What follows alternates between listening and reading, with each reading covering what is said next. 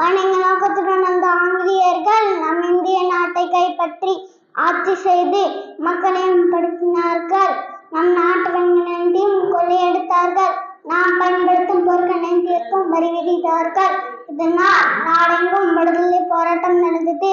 இதன் காரணமாக 1947ஆம் ஆண்டு ஆகஸ்ட் 15ஆம் தேதி சுதந்திரம் அடைந்தோம். இப்போராட்டத்தில் இந்தியர்களின் பங்கு தனிச்சிறப்பாகும்.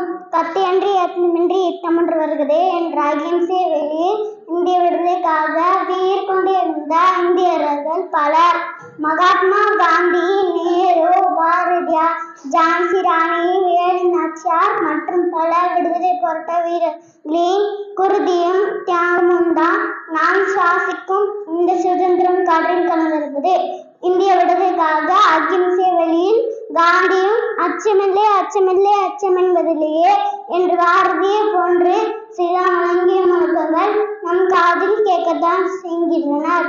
என் முழக்கத்தின் முன் ஆங்கிலேயர்களின் ஆயுதங்கள் அனைத்தும் தோற்று போயின.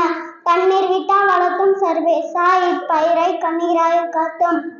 இந்த வரிகள் விடுதலை கிடைக்க நம் வீரர்கள் எவ்வளவு பாடுபட்டு உள்ளனர் என்பதை வெளிப்படுத்துகிறது.